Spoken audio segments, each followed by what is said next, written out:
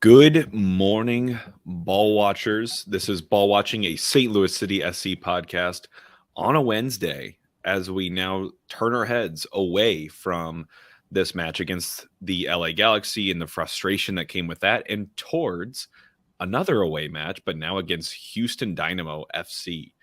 Houston is going to be an interesting matchup for us. It will conclude this longer road trip. I think one of the longest I think we've had this season, but it'll conclude with a bang. This is definitely a good team that's surging. But before we get too deep into it, Justin, it's Wednesday, middle of the week. Obviously, it's been a grind. I'm sure everyone's super busy right now with work and everything. But how are you feeling? How are you feeling about both the club, but just personally? How's it going? Feeling good. I mean, it's a Wednesday. This weather is absolutely phenomenal. I actually went for a walk this morning and I could see my breath, which I was shocked about. Yeah. I will say also quick positive spin too on the LA Galaxy stuff. I know we put the magic number stuff out there this morning. We're still in a good spot. And then I will also say that shout out to Nate Lucas when we were on the verdict on Friday. We still have not lost a game when we scored 2 goals, which I just think is an awesome stat to have. That is an awesome stat. And then also that was one stat I'm almost positive on. And then we have not lost back-to-back games. I think since April. That was the other one that he called out. Nuts. So That's it's nuts. just some positive spins on that. Yeah, the team definitely responds. No, I like that spin. I like that spin. Some positivity on a Wednesday. I like it. Well, before we get too deep into this preview, Justin, I know we had a couple other things to cover off on, and we have been. But City 2 and U.S. men's national team. So City 2 continues to cruise. They just through Fazio Batash once again had the game's only goal in their match they just played against Vancouver. And they scored just after halftime. This was a game that City 2 just dominated. They even had the majority of possession, 6 shots on goal to Vancouver's none, which is super impressive. And just a team that kind of gets it on this final stretch, trying to get into the playoffs here. They're doing what they have to do. They're now been unbeaten in the last 8, which is incredible run of form from this team. And that beat the 7-game streak that the team last year put together. So really impressive from these guys. Only 2 more matches. They take on the Galaxy, who have been eliminated from contention already, and Sporting, who's already clinched and is a couple of points ahead. So should be an interesting run in for City 2, but looking like playoffs are pretty much solidified unless they just totally drop the bag these last 2 games. No, I think it is confirmed. I saw TK put a post out there. We have our next home game, and if we win that, we are in the playoffs. Love it. Get to City Park, push these guys through into the playoffs. It's been a nuts run for them, and like pretty special run at the end of the year here. So let's keep it going and get them into the playoffs, and let's lock that in. Shout out to AJ, shout out Johnny Klein. Let's go Bills. And then quickly, Jake, I'll cover us, and feel free to hop in here anywhere you want on the 2 U.S. men's national team games that occurred Sunday. They were Saturday. At City Park against Uzbekistan. I was there. I bought tickets actually front row in the supporter section, which seats were unlocked, but no one sat. It was actually phenomenal to see some of these guys up close. Weah was able to get us on the board 4 minutes in after a nice layoff from Weston McKennie. And then also 2 other goals came very late. It was a sweaty one with garbage time from Pepe and a Christian Pulisic PK, which I was right behind the other goal for that PK. Not an easy going game, to be honest. And Uzbekistan is not bad. So I know you have right here. They lost Iran 1-0, drew versus Russia and Venezuela, beat Cameroon and Bolivia recently as well. I thought we looked a little shaky on the defensive side. We had to rely on Matt Turner a little bit. But otherwise, it was still a fun game. And I feel like St. Louis still showed out. Do you remember like the St. Louis record now that we have? Like we haven't lost in St. Louis in the last. Yeah, we're unbeaten in St. Louis. There was a screenshot someone put out there where basically St. Louis has been really good to the national team in terms of results recently, especially. So I think this is a place they'll continue to keep going. Attendance wise, for a variety of factors, price, opponent.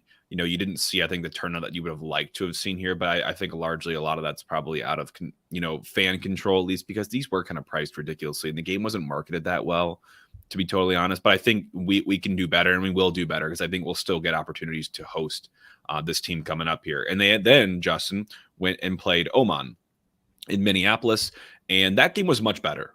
For me, from them. I think it was a much more cohesive performance. I don't even think we saw the best out of Pulisic in that game, but Balogun got his goal, which was great. A scrappy, getting in the fox in the box, right place, right time type mentality. The team looked good. Weston McKennie looked like from another planet.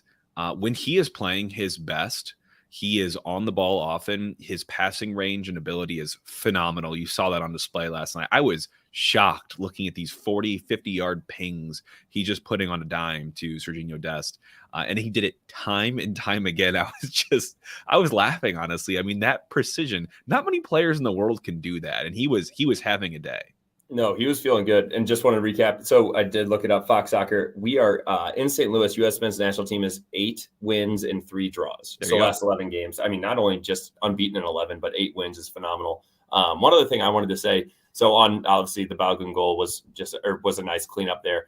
The halftime subs did a real change in this one for me as well. Aronson comes off the bench, has a 4.6, so that's probably why we didn't see the best out of him. I was only seeing 45 there, but the free kick for Aronson, not great. Would have went probably into the stomach of someone in the wall, but it snuck through. Goalie slipped. I'll take it. Love seeing him get on the board. And then Pepe had a great touch at the top of the box and a finish into the far corner. Finish it off with an own goal, and we win 4-0. Like you said, I put in here, Weston was absolutely feeling himself. He looked incredible out there. Weah continued to create chances. Balogun had a great first half and didn't want to come off at half. And then also Benjamin Kremeski, the 18-year-old for Inter Miami, makes his U.S. men's national team debut. He is dual national citizenship with Argentina, so it's good for us to get a little minutes there and maybe try to steal him away. Yeah, he's not tied still. That the friendly does not tie him to the U.S., but you know, his allegiance is up in the air, and it's great. I think we're giving him some minutes. We've blooded, I want to say, over 50 players already this year, which is a record for the program. So very impressive for the U.S. And finally, Justin, this literally changed as I was writing it because we added some to it, just last minute here. But in the MLS as a whole, Bruce Arena has been a huge figure in American soccer and in the MLS, for the last probably 20, or so years, 30 years. Legendary figure, resigned on Saturday night. We did mention, I'm pretty sure that, he was stepping down for some investigations. They were reporting for some remarks that he had made. I will say to their press and PR, good job, because no one knows a thing about what he said or who he said it to. All we know is that Bruce is a very rash figure. He's very brash type figure. He is going to say what's on his mind, and he is very unapologetic for it. And it was weird to see him apologize like he did for it, despite not knowing anything about what he said. But the quote we have here is basically, he said, "I know I've made some mistakes, and moving forward, I plan to spend some time reflecting on the situation and taking corrective steps to address what has transpired. And while this has not been an easy decision, I'm confident that it is the best interest of both New England Revolution organization and my family that we part ways." So, I mean, this guy's obviously had an excellent, decorated career, both at the national team and the MLS Cup. I mean, at MLS, he's got 5 cups, 4 supporter shields. He's coached 81 wins for the national team for USA. Obviously, he also failed to qualify in 2018. But this whole thing is weird. We don't know much about it, because then they bring on the interim manager. They just elevate an assistant coach. And then the players refuse to train because they don't like what's going on. And they're kind of shrouded from this as well, it sounds like. So then later in the day, yesterday, they had the 2 assistant coaches to part ways. And now they've elevated their number 2 coach from their City 2 equivalent. So the Revs are in it for a couple of weeks here, and this is a really good team. It'd be a shame to throw away a really solid season from this team, but you got to wonder how they're going to respond. So Jake, that's right when you're talking about this. So they are currently second in the East, which is a great spot to be. But for looking at their magic number, they still have a good amount to do because of how good the East is. They've pretty much locked up the wild card with -6 points. They're still 3 points away. They have 48 points, still 3 points away from getting the 7th spot, which give them first round, and then 12 points from giving home field advantage. And they are looking in disarray right now with only 7 games left. And so if their projection would only be 12 points for the rest of the season, not practicing right now, and none of these guys really trust this interim coach. And the interim coach is kind of being a little shady and snaky from what I've seen on Twitter, and the other assistant coaches kind of walked out on him as well. And it's just not looking good. Yeah, so and we'll wrap this out here, but basically, yeah, they refused to train yesterday under Richie Williams, who I believe was one of the guys that gave the organization, the MLS, some intel on Bruce Arena and what he was saying, because he's coached with him forever. And so the players didn't like that. I don't think they like him that much. So they basically departed the other 2 coaches and said he was TBD. And in the meantime, they basically took their number 2 coach and elevated this guy. So maybe this guy will bring the best out of this team on the final stretch here. But things are crazy with the Revs right now. And it's just a crazy transition and very quick, honestly. The end, I mean, to come back and coach, he'd have to submit a formal request letter to the MLS and have Garber review that and sign off on it. So I don't know if we'll see Bruce Arena again. It could be the end of him, and it was in a very quick nature. I would absolutely hate that, just because, I mean, everybody has their thoughts about what he did with the U.S. men's national team, but just a hell of a coach. I don't know what happened behind closed doors, so we'll figure out all of that out. It looks like the rest of their season is relatively – these next 3 games they can get through with Colorado, Chicago, and Charlotte, but then they play Columbus, Orlando, Nashville, and Philly.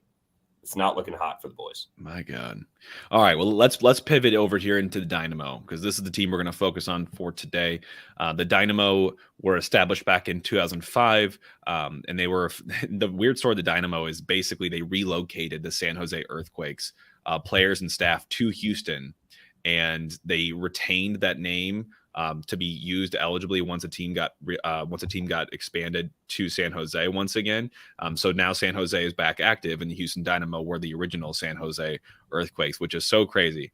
But basically, they've been MLS Cup champions twice, and they won those actually in their first 2 seasons, which is their first 2 seasons being Houston. But again, they were San Jose before, so they weren't really necessarily like a true expansion team. They do have some awesome St. Louis connections. We've talked about Will Bruin before. Obviously, he got on the board here when he was playing for Austin, which was awesome to see. AJ Cochran has also been a player for the Dynamo at times. He was a CBC grad. And then Brad Davis, probably the most formidable of all of them. Chaminade grad, drafted 3rd overall in 2002 by the Metro Stars, but made his way to Dynamo for 10 seasons. And we know Brad Davis because he was also the leader at St. Louis Scott Gallagher for a little while. And he just narrated, you said, Justin, the hype video for the Sporting KC game. So a big soccer figure in St. Louis. So they have a lot of cool St. Louis connections. Other St. Louis connection, Jake, is that we played the national final there for our U17 national. I remember that when I was playing with Marky and Tom and a couple of those guys. So that was fun for us. So what has happened really with them so far this year? Have we played them yet? Yes, we beat them 3-0. What happened in that game? So basically, first, pretty early on, Indy drew a PK about 10 minutes in for there. And then so with that, we had a pretty good first half, only allowing them to 0.3 XG. Second half, we got back on the board with a Leuven free kick, redirected to Ostrak on the back post with a finish, and then another PK where AZ got that absolute elbow to the back. And I'd love to see it. This is one where Nico was maybe a little struggling to see the ball go through the net, that we talk about like a basketball term. Asked Leuven for the PK. He gives it to him and he buries it. I would say we are definitely a little fortunate catching them on the return. They weren't healthy very much with Hector Herrera on the full 90. He came off it, and he did give us a couple issues in the second half, but overall, I think it was a pretty solid performance for us, but definitely a lot of change for them since. Oh my God. Yeah. So they basically go from that game to knocking off San Jose, which is, they're a decent team this year. And then they knock off LAFC home and away. They played back-to-back fixtures against LAFC. And then since Leagues Cup, they have earned 10 points from 4 MLS games. So they're on fire as a team, and they've outscored opponents in that stretch 10-0. And in the midst of all of that, they advanced to the U.S. Open Cup final against Messi and co.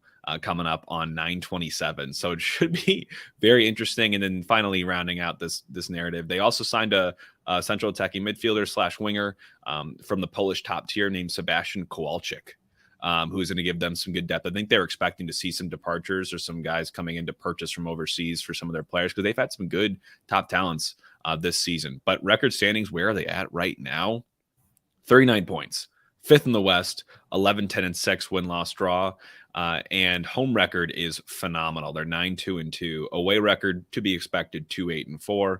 Goals for only 36. I think you'd probably expect to see more for a team that's surging like that. But goals against is probably what's carrying them, which is 31, and that's 7th in the MLS. So they've had some strong results as well this season. Yeah, I will say the goals against with 31, I believe, and we'll touch on the individuals, but their goalkeeper leads the league in clean sheets. I believe I saw it was 11, which is absolutely absurd. So some of their key results, these surprised me as well, Jake, and made me a little nervous when I was trying to look about for a bet for this. Their first 2 games of the season, they started off rough and with tough competition. They lost at Cincy 2-1 and then at the Revs 3-0, who are first and second in the East currently. Then they went on to have back-to-back wins against LAFC in June of 4-0 at home and 1-0 away. They beat Columbus Crew 2-0 at home 2 games ago, and then their most recent game was a draw against the LA Galaxy. So with all of that, as we've said, they've kind of turned it around. Their magic number specifically, 39 points, 1.44 points per match with 7 games remaining. For them to make the wild card spot, so basically get the 9th spot, they need 6 points. For them to get the 7th spot, which would give them first round but not home field advantage, they'd be 9. And then for them to get home field advantage with the 4th spot, they still need 12 points. So still a good amount of work for them to do, but they are looking pretty comfortable considering right now with the games they have left and their projected points that they have. They would project 10 points, which would get them into the first round, but also they're one of those teams that's surging at the right time. So I would say getting 6 to 10 points out of their last 7 games does not seem to be a problem for them. No, I agree. They've got the players to do it. I'm going to go out of order here because I just think out of importance, Hector Herrera has been a revelation. I mean, he's 33, yes, but he's still got a lot left to give, especially in this league. He's in the MVP conversation. He's been a huge player for them this season. Obviously, he's a 33-year-old Mexican, free transfer coming from Atletico Madrid in July of last year. And this guy's played all over the place. Mexico, Portugal, Spain, US, a lot of caps for the Mexico men's national team. And he's got 13 assists as well as 3 goals this season for them. So he is, if you look at just the MLS as a whole, he leads the league in touch percentage, what do you think about that when you think about that stat? Because it's kind of a weird one, but it's the share of a player's touches compared to their teammates. So basically you'll find Hector Herrera proportionally on the ball more than any other player in the MLS when you look at his team, which is crazy, but everything runs through him. Oh, absolutely. And but he's not the only one on the team though. What is it, Jake? I'm going to get this wrong. Amin Bassi? Yeah, go for it. Yeah. All right, there we go. 25-year-old Moroccan who has played in the 2nd and 3rd tier in France in the championship in England prior to Houston purchasing him for $1.5 million in January this year. He has 9 goals and 3 assists. Sounds pretty impressive. The one thing that I did find on this, Jake, 6 of those goals are PKs. He is 6 for 6 on PKs, so don't give this guy a chance. So he averaged a half a goal a game, but half of those are PKs. So what do you really want to give him? Yeah, that's fair. And then, yeah, so he's kind of like their Aziel Jackson, I would say, their creator next to Herrera. And then you have Adalberto Carrasquilla. This guy is, I remember him and Franco. Franco has the crazy hair that everyone was getting mad at during our game when we were at home here because he was diving all over the place for fouls. But Carrasquilla is a 24-year-old Panamanian, 38 caps for their national team, and he joined from a La Liga 2 side in July of last year for $1.8 million. So they've made some acquisitions. This roster has done a complete overhaul in the last couple of years, but he's got 2 goals, 5 assists for them. He's kind of a right midfielder, right winger, center midfielder. And he's got the 2nd most dribbles on the team, also 2nd most turnovers. So he looks to do a lot of carrying the ball for the team and advancing them upfield. So watch out for those 3. They've also got some honorable mentions in Corey Baird. Made a couple caps in the national team a couple years ago. He's a right winger, 6 goals, 4 assists. You mentioned Steve Clark, Justin, their goalkeeper, 11 clean sheets, which is incredible. And Artur as well, who's a 150-pound defensive midfielder for them, which is a small guy for a task like that. But he leads the team in pass percentage for guys who consistently play and 2nd most in minutes, in starting 25 of 27 games. So they've got their usual kind of like their regulars that I do expect to see. I don't think they're dealing with any big injuries right now. So they're pretty healthy and fit heading into this match. Yeah, and as we kind of go a little bit more holistic on this and we look at the style and their head coach, Ben Olsen, hired November of 2022. So in his first season with Houston, he coached for DC United for 10 years with a record of 132 wins, 152 losses, and 94 draws.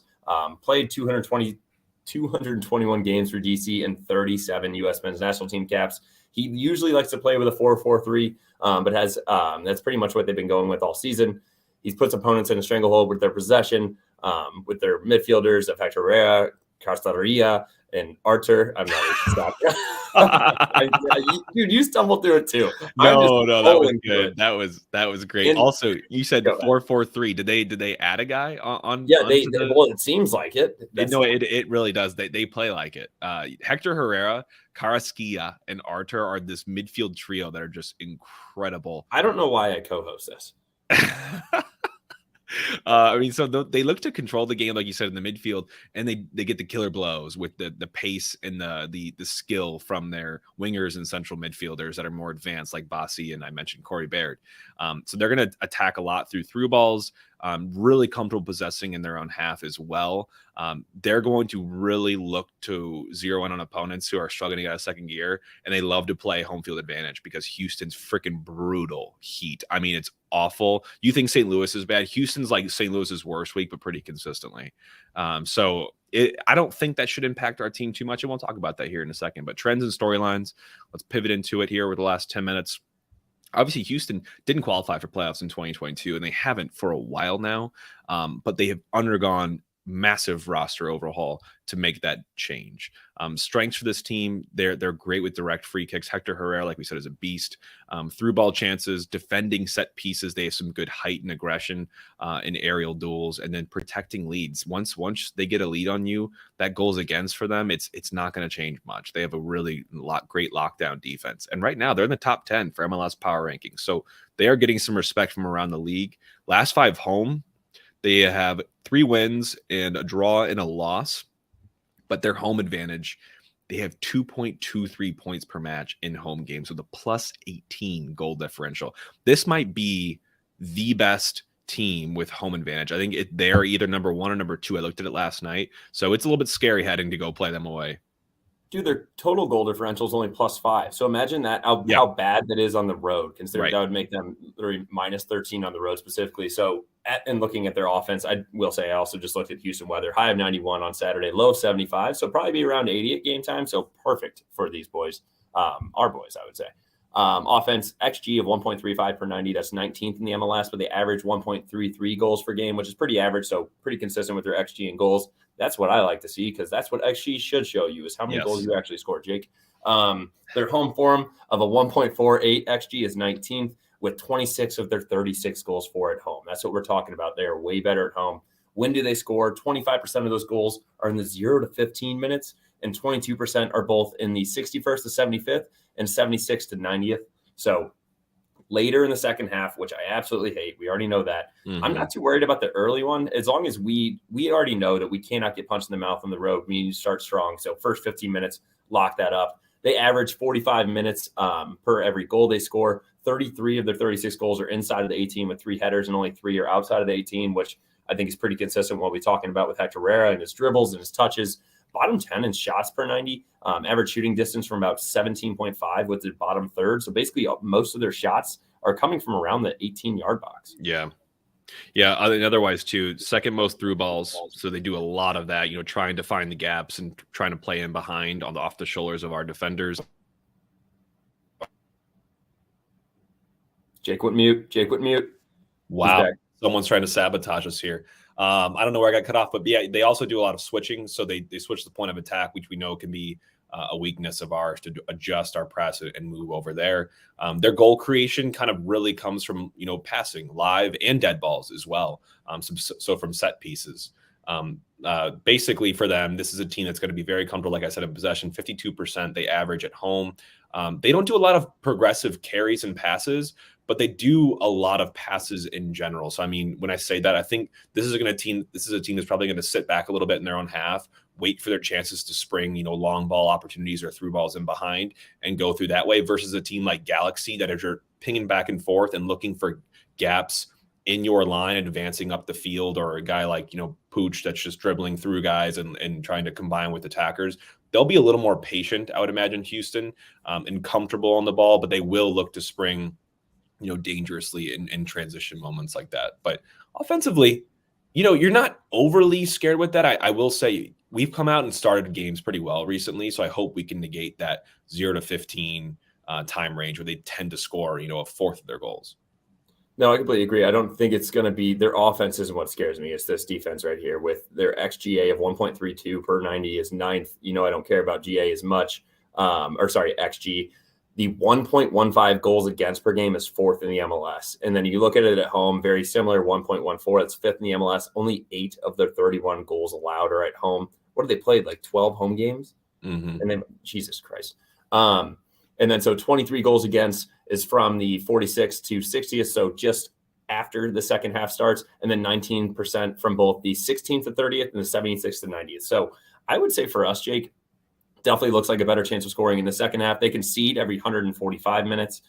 Let's hope that comes a little sooner. They did just have a 0-0 tie, so math-wise, they're conceding this game. Yeah. Third least shots allowed on target in the MLS with 95. Fourth most yellow cards in the MLS with 68, and tied for most in red cards of 5. Yeah, that's absurd. So discipline, can be an issue for this team. So we'll talk about that in our keys to the game here.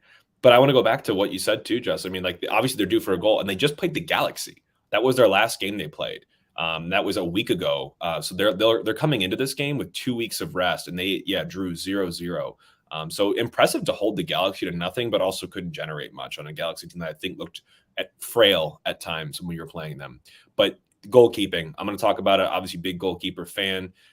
Fourth least amount of saves, which is interesting, but number 6 in save percentage and highest clean sheet percentage at 44.4, which is incredible. So the saves are really coming down to, they're probably just not allowing that much on target. That's what I was just about to say. It's got to be a lot of block shots or not a lot of chances given up in general, which speaks a lot to their back line. I honestly am getting to the part, and I think this goalie is pretty solid. His post-shot XG minus goals against is like about 0, which means, nothing crazy, but nothing bad either.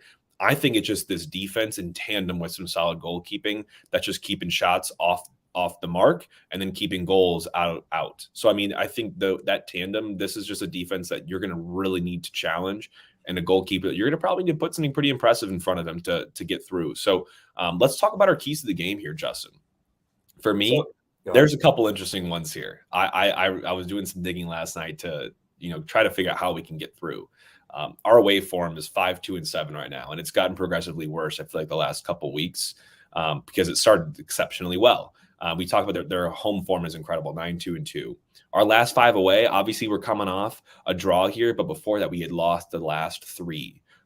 And obviously this one was very emotional and super gutsy as well, coming off this LA Galaxy game. Houston's on 2 full weeks of rest. They haven't played since September 2nd against the Galaxy. And Houston at home is, like I said, basically a lock. I mean, at home, they're 2.33 points per match versus 0.71 away. I mean, it's night and day difference. And for me, this battle is going to be won in the midfield. Whoever can grab a hold of the game in the middle of the park, whether that's, Leuven, Blum, Aziel Jackson for us, or their Hector Herrera, Carrasquilla, whoever is playing in their midfield, that for me is going to tell you that the winner of this game. No, I would agree with that because their last 5, they're unbeaten with 3 wins, 10 goals for, and 0 goals against, as you mentioned earlier. I would say one of the biggest keys for this that you have in here, and I absolutely love after us going through this live, is we have to focus on generating chances, especially from set pieces. Their yellow cards and their red cards show that they are leaky in that sense. Leverage our size with a couple of these guys that we have, and then also whip those balls in from Indy and Leuven. Because think about it, if they have the 4th least amount of saves, that means their defense is blocking a lot of shots. They can't block us when we have Tim Parker getting up in the air. So I would say if we can get set pieces in dangerous areas, that's going to be a key for us. I would also say continue to start that same ruthlessness that we had for the LA Galaxy. Forget about the second half we had against the Galaxy. If we start the first half of this game like we did with the Galaxy, we can put them away, and we need to do it early because we cannot give up an early goal. We talked about facing against a very stingy defense with the 4th least amount of goals allowed in the MLS and the most clean sheets. I agree. And I put a little old school one in here too, as well as, obviously they haven't conceded in the last, 4 games. So 0 goals against. You know what? I'm okay with us leaving a little something on them in the very beginning of this game, especially someone in the back line. I'm not looking for anyone to get hurt here, but I do think let's get in under their skin and establish, we're still number 1 in the Western Conference here. We're not coming here to play scared at all. We know that you guys have been doing well, but we're going to leave one on just to kind of show you and set the tone. I think that'd be a great way to start. And my goal for this team is, like you said, get on the board in the first half. It's harder in the second half. We are number 7 in away halftime records. So we can do it. We've shown that we can do it before. And Houston is a little bit more on the average side when you look at their halftime records. So we've got to use that to our advantage because second half, I'm sure they're going to bring everything they can and throw it at us. Jake, I like that idea actually, because not only don't injure anybody, but come in a little, just give them a little nudge, give them something, just because that they are not. It doesn't seem like they can stay composed. We can get another quick yellow or red. What if we finally have a team that goes down a guy? Love it. Completely different game on the road, and I will say they haven't played in 2 weeks. At this point in the season, 2 weeks of rest is almost too much. Similar to what we thought when we lost in the Leagues Cup. I just think that's a little bit too much after coming off a loss. It's going to be weird for them to finally play someone different. Defensively for us, Keys, they have a lot of pace and something that they can look at in the midfield. You talked about, I would say what the biggest thing here is who's going to win that midfield. Can Leuven and Blum contain Hector Herrera? We have to be okay with giving them a little space and being compact and also staying with our runners is the first thing I'll say there. And then Herrera specifically is a problem. We need to be tracking him with Blum and Leuven, always talking about him just like we did with Pooch against the LA Galaxy. Yeah, I'm with you. And then set piece defending, got to be cleaned up. Conceded against the Galaxy, cannot be giving away any easy opportunities here. And like we've said already, test their discipline, make them make mistakes. Try to see if you can get guys on yellow cards early in the game. It'll change how they perform. And my goal for this team is to, one, stop the bleeding from Houston. They've had 10 goals for in these last 4 games. You've got to be able to put an end to that. And then the goal I want to put on the bulletin board for these guys is do not let Houston win this second half. They win almost 70% of all their second halves at home. And they've just been nothing short of incredible in second halves outright. They're number 2 in the second half table when you just look at those. So let's see if we can give them a battle in the second half. We tend to kind of fizzle out a little bit in these away games on the road when we are in the second half. And I feel like it's a mix of legs and other factors. But let's see if we can keep this consistent and put in a full 90 against this team. So quick, Justin, let's assemble our 11. I personally, unless we're going to see any injury news come out, which we have not yet, if Markinek is good to return, I think I'm returning back to the same 4. My only thing that I'd maybe be open to is I don't think we're seeing the best of Nilsson yet, and I don't know if it's a fitness thing or what it is. I'd be open, and I saw this in the mentions, this is what I thought about, to seeing the return of Hebert in the middle and playing a Parker Hebert center back duo, because that worked for us so well in the beginning of the season. But I still feel like it's between Nilsson and Hebert in that spot, but Parker probably retains it, and then Watts on the right. So Nilsson's the only one I'm a little worried about. I'm not as worried about Markinek. I believe he just rolled his ankle standing up. Yeah. And I'm being serious. That sounds dumb, but that's what I saw in the replay. Nilsson coming, what was that, groin or hamstring is what was a little concerning to me. In my opinion, if we are going to switch him out, I would go with Josh back in the middle. I think his confidence is more there. And Hebert's been kind of in and out of like left back, right back, center back. But Josh has solely been a center back. If we're going to do it, let's do it. I think we both agree it's got to be Leuven and Blum again. Dude, I kind of liked. So let me know what you think. I liked the 4-2-2-2. I know the next 2 guys, which we had AZ and Stroud last time, I know they got a little bit more wide. In my opinion, I would rather see Thorsten on the left. Let's see what he can do, and then put AZ on the right, or maybe even Indy if we want to get there. And then it's hard to say. I guess you got to go back to a Adeniran. He's out with the red card. Yep. Give me back to the Klaus Nico. That's what I was like. I was going to say Adeniran because he's been scoring so much, but I would love to see Klaus up top and Nico below. Yeah, we might not even settle on 11 here because I think there's a lot of different ways you can go. I like the idea of Klaus Nico, assuming he's good to go for a full return, which I think he is. And then I also could be swung if Alm is good from his ab injury. Man, that dude, we got to get this guy on a crunch regime. I mean, this is crazy. This regiment. I mean, I feel like he's had abdominal issues almost this entire season. It's been festering. So I hope that he's back. I could see him slotting in like for Stroud maybe instead, and you put him next to Aziel Jackson or him underneath Klaus if Nico isn't fully there yet. So a lot of options. Good problems to have, but let's just rattle it off. I think I'll put together our joint. Klaus and Nico up top. We have Stroud or Alm, but let's just go Stroud and AZ below. And then we have Leuven and Blum below them. And then we have our back 4 of Markinek, Nilsson if he's healthy, Parker, and then Watts on the right with Berkey and net. Yeah, the only thing I'll say is maybe a 4-2-3-1. You put Nico in the middle of that, and if you do want to do Stroud or Thorsten, and then have Klaus up top, I love as well. Yeah. But quickly, Jake, let's get into the rest of it. What is your prediction for this and some of your bets? I guess start with your prediction. I'm trying to be optimistic here. I think Houston's going to give us a real test, but one that I'm excited for. I'm going to go and lock in a 1-1 draw. I think it's going to be a super gutsy performance for us to get this and grind it out. Unfortunately, I could see us going up again and having to defend that lead and seeing what we can do. So I'm going to lock that in. And my bets that I'm going to put in here is I'm going to go with the first half draw again. I've gone to this well a couple times. City is 71% of the time doing that on the road. Houston's 54% at home. I'm going to do a first half draw. Just stay in the game for this first half. Make it a game. Like, let's get to halftime with this being a game. And I'm also going to do double chance. I'm taking your thunder on this one, Justin. It's almost even money for double chance for us. I've got to have some faith in the guys. Yeah, I would agree. I know we talked about it beforehand. Jake, I switched it because I got excited as we were talking through it. Little positive spin. 1-0 dub, in my opinion. I think that we finally, it's going to be a surprising one that we get a clean sheet. I do think that we get a goal out of that. I think the under could hit as the under 2.5 is plus 120. And if we get the dub, we're plus 285. Houston minus 130. The draw plus 285 as well. So just as likely to tie or us to win. I will also be hitting the double chance. And I just do think that we can come out of this. It's going to be one of those surprising games and one of those that kind of propels us into the rest of this. We've had a couple shaky games here or there.